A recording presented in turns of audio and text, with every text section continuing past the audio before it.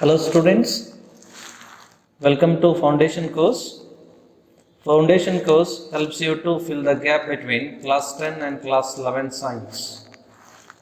It helps you to overcome fear of science subjects. So in this class, you people are going to study how to write chemical formula of a compound. Mainly, you are going to learn how to write chemical formula of inorganic salt. Students, we people are surrounded with many physical and chemical changes. Chemical changes are associated with many chemical reactions. One of the way representing these chemical reactions is by using chemicals. For example, reaction between sodium hydroxide and hydrochloric acid can be represented with the help of name of the reactants and the products. But this way of representing is not only inconvenient but also has some limitations. It is lengthy, it is inconvenient to write long form of this, and not possible to understand changes in atomic and molecular level. To overcome from this, we are going to use chemical formula. What is chemical formula then? Chemical formula is symbolic representation of atoms in a molecule or a compound, and it tells the number of atoms of each element present in a compound in the form of subscript. Now question arises, what should you know to write chemical formula?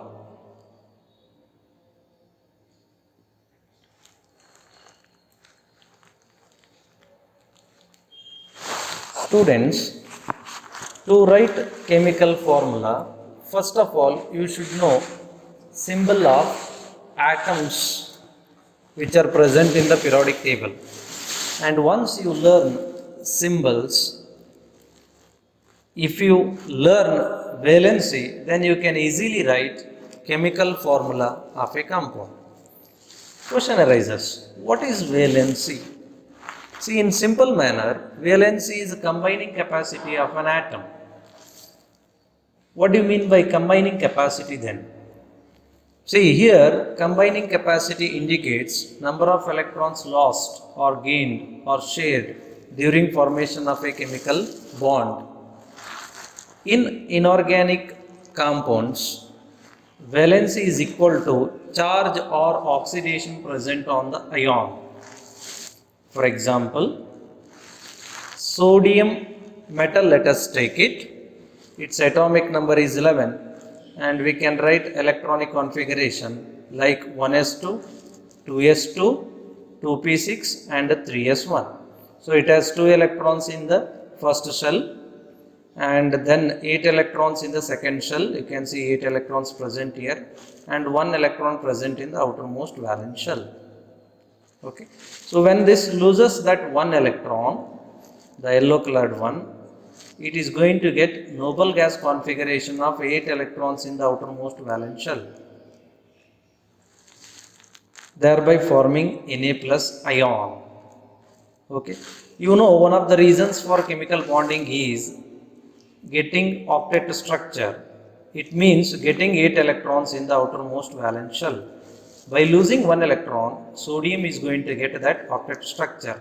Hence, charge present on the sodium is going to be 1. In other words, I can say valency of the sodium is 1. In the similar manner, chlorine has atomic number of 17 and its electronic configuration is 1s2. In the first shell, it has 2 electrons. 2s2, 2p6. In the second shell, it has 8 electrons. 8 electrons are present here. 3s2, 3p5. In the third shell, it has 7 electrons and it is short of 1 electron to get octet structure. 8 electrons in the outermost valence shell. Then what it does?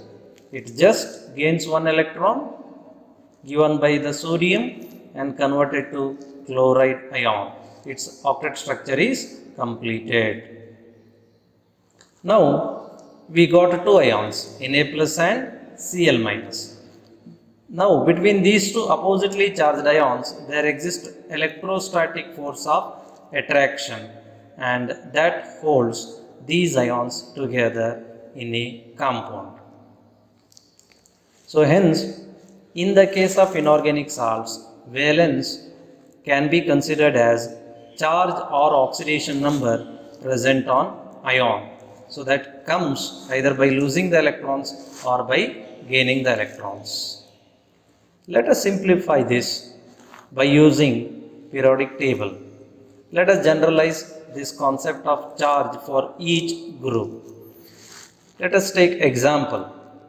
Sodium, as I already told, it has one electron in the outermost valence shell, 3s1. If it loses one electron, then it is going to get the noble gas configuration of 8 electrons in the outermost shell. Now outermost shell is going to be this after losing the electrons. Similarly, other elements present in the first group, alkali metal group, have the same outermost valence shell electrons, and when they lose one electron, they are going to get noble gas configuration. So let me generalize that group 1 elements in the periodic table, that is alkali metals, they lose one electron to get noble gas configuration. Hence valence of these elements is equal to plus 1. Now let us take any element from group 2 and try to understand what is the valence or charge carried by them. Okay, let us take magnesium, that has atomic number of 12, and when I write electronic configuration, 1s2, it has 2 electrons in the first shell, 2s2 2p6, it has 8 electrons in the second shell, and 3s2 2 electrons in the third shell. To get noble gas configuration, it has to lose 2 electrons which are represented in the red gears. Okay. Similarly, other elements present in the second group, alkaline earth metal group, they also have 2 electrons in the outermost valence shell. They also lose 2 electrons to get the nearest noble gas configuration. Hence, I can say valency or oxidation number of group 2 or alkaline earth metals is equal to plus 2. So students, whenever you consider these elements, at that time take charge that is equal to plus 2. Okay, now let us move to the next group, that is the 13th group in the periodic table with help of aluminium, that has atomic number of 13. When I write electronic configuration, 1s2, 2 electrons in the first shell, 2s2, 2p6, 8 electrons in the second shell, and 3s2, 3p1, 3 electrons in the outermost valence shell. So when this group elements, they lose electron, how many? 3 electrons, they are going to get noble gas configuration. Hence common oxidation state for this group is equal to plus 3. But students, need not all elements present in the group show plus 3, because from here onwards the property of element changes to metalloids and non-metals. Predominantly in the case of aluminium, we observe oxidation number of plus 3. Okay.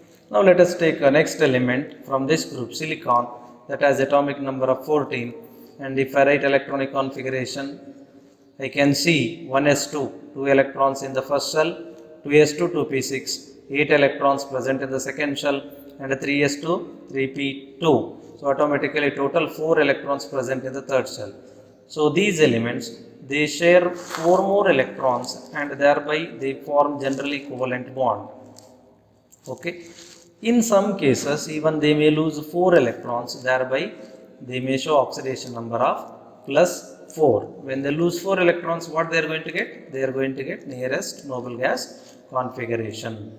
So hence I can write 4. Next, whatever groups we have and elements present in them, they are highly electronegative in nature. So hence what they do? They are known to gain the electrons. So instead of losing, they gain electrons and they start showing negative oxidation states. For example, let us take phosphorus, that has atomic number of 15, and students, if I write electronic configuration, you can see 1s2, 2 electrons in the first shell, 2s2, 2p6, 8 electrons in the second shell, 3s2, 3p3, total 5 electrons in the third shell, and it requires 3 more electrons to get complete octet structure. Hence, it is going to get that one, and it is going to show oxidation number of -3. Now, let us take next example of sulfur that has atomic number of 16. And when we write electronic configuration, you can see 1s2, 2 electrons in the first shell, 2s2, 2p6, 8 electrons in the second shell, 3s2, 3p4, 6 electrons present in the outermost valence shell, and it is short of 2 electrons to get the octet structure. It is going to get it, and it is going to get charge of -2. Now let us see chlorine that has atomic number of 17, and if you write electronic configuration, you get 1s2, 2 electrons in the first shell, 2s2, 2p6, 8 electrons in the second shell, 3s2, 3p5, total 7 electrons, and it is short of 1 electron to get nearest noble gas configuration, and it gains 1 electron, thereby it is going to show oxidation number of -1. Students, whatever oxidation numbers we have shown, apart from that, elements present in the same group may show other oxidation states also, but these oxidation states are predominant. And when we consider these D block elements, transition elements, we have written here they show variable oxidation state or charge. See, variable oxidation state indicates they show more than one oxidation state. For example, if I take iron, it shows 2 oxidation states, ferrous and ferric. Okay, generally, students, lower oxidation states end with OUS, where higher oxidation state end with IC for the same atom. Similarly, copper shows 2 oxidation states. One is cuprous, another one is cupric. Okay, cuprous is +1. Lower oxidation state should end with OUS. Higher oxidation state should end with IC. So once you learn these oxidation numbers, once you generalize and if you remember these oxidation number, afterwards writing chemical formula, students, it is going to be very easy process. You can very easily write. So let us see with the help of examples.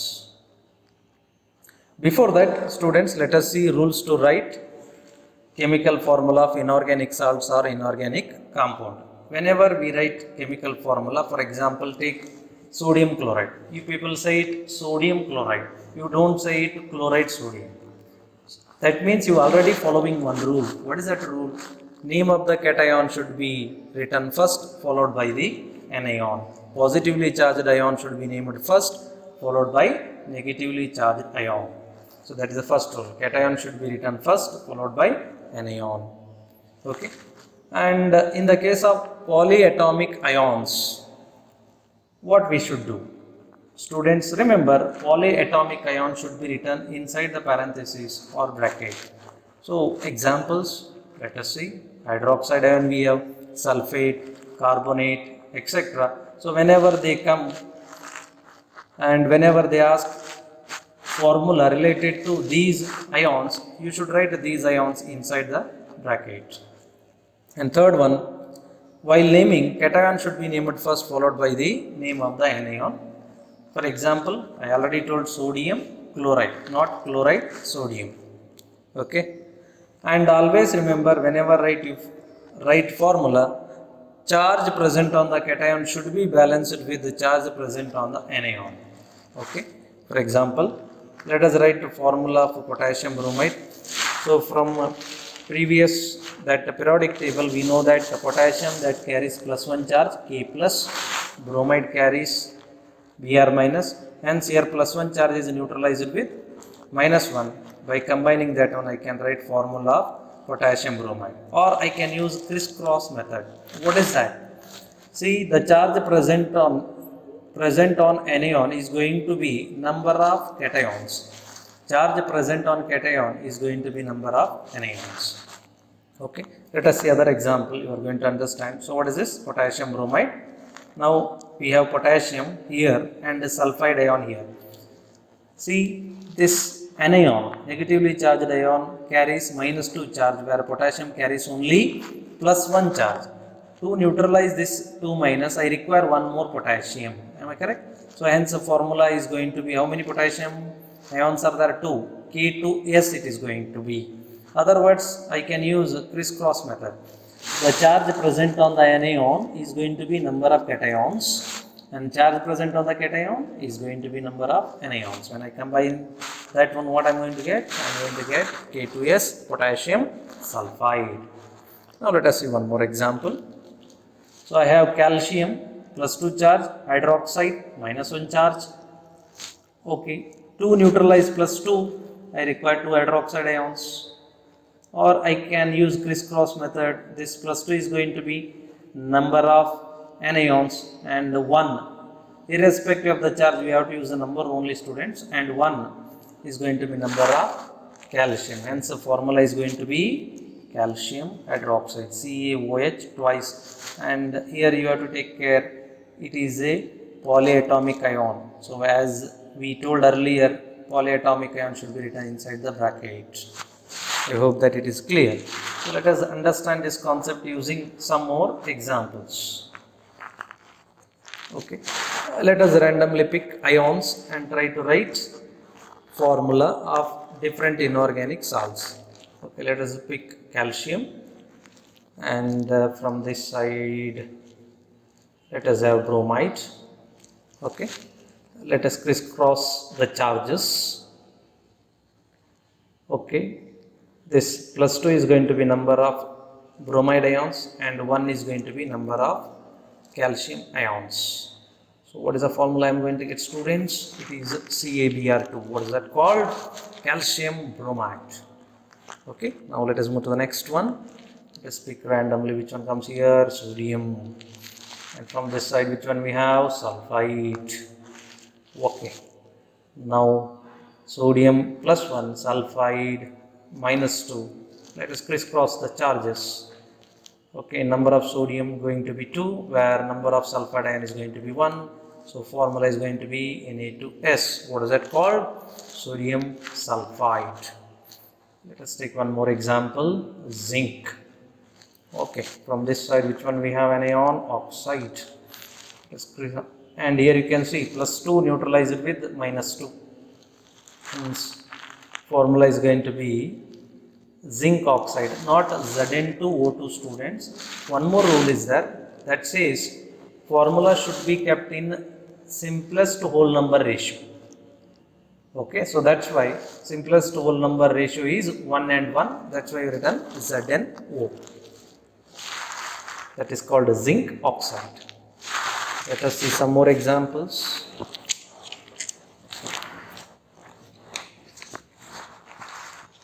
From here we have ferric ion, Fe3 plus, and from this side we have chloride ion. So let us crisscross charges. Plus 3, that means 3 chloride ions neutralized with 1 Fe3 plus ion. Formula is going to be FeCl3, and it is called ferric chloride. And what we have here, students, we have stannic, and anion is going to be, which one? Anion, not yet come. Okay, sulfide. When we combine, we are going to get stannic sulfide. Students, here, after crisscrossing charges, we have written Sn2S4. But rule says that we should keep formula in simplest whole number ratio. Hence, formula is going to be SnS2, stannic sulfide. Let's take next example. Okay, we have cupric ion, and from here we have phosphide ion. Let us crisscross the charges. And I do that. Okay, 3 copper ions and 2 phosphide ions I have to write. So what is this called? It is called cupric phosphide. I hope that you understood. Now let us move to the next example. Now let us take some polyatomic ions. So what do you mean by polyatomic? Polyatomic ion is a one that contains more than one atoms in it, and whenever you write them in formula, what you should do, students? You should write them inside the bracket. Okay. Now let us see one by one example which I want to take. Okay, ferric comes from this side and hydroxide from this side. So when I combine one ferric ion and three hydroxide ions after once I crisscross it, hence formula is going to be ferric hydroxide like this. Okay, now let us take one more example. Calcium we have, from this side carbonate we have, +2 charge of calcium is neutralized with -2. I need not write any number, correct? So hence formula is going to be calcium carbonate. Since carbonate is only one present here, we have not written bracket. It is not necessary now. Now let us take one more example. Barium comes from this side. From this side we have phosphate. How many barium ions are required? 3. How many phosphate ions are required? 2. So after crisscrossing we are going to get formula Ba3PO4 twice. That's how we have to read it, and it is called barium phosphate. Okay, and what else remaining? Sulfate and phosphate. Okay, we have aluminium and here we have sulfate. How many aluminium ion I have to take? 2. How many sulfate ions I have to take? 3. After crisscrossing, what is the formula is going to be? Formula is going to be Al2SO4 thrice. What is this called? It is called aluminium sulfate. Next, let us see. Strontium we have, and from this side of course nitrate. To neutralize one strontium, how many nitrate ions required, students? 2. So once we crisscross it, what we are going to get? We are going to get a formula of strontium nitrate, SrNO3 twice. Clear? What is that called? Strontium nitrate. I hope that you understood with the help of examples. Now you have some homework to do, students. We have written cation in column and anions written in row. Okay, let us combine them and let us write formula. Okay, let us pick randomly. I have taken magnesium and chloride. When I combine, I get MgCl2. Strontium and oxide, SRO. Lithium and bromide, LiBr. Potassium and nitride, K3N, potassium nitride. And then zinc and sulfide, ZnS, zinc sulfide. Aluminium and bromide, aluminium bromide, AlBr3. Copper and iodide. Cupric, we have ion, cupric iodide. Ferrous and sulfate, ferrous sulfate. So remaining table, students, please complete in your home with the help of the examples that you studied previously. Okay, thank you, students. Thank you very much.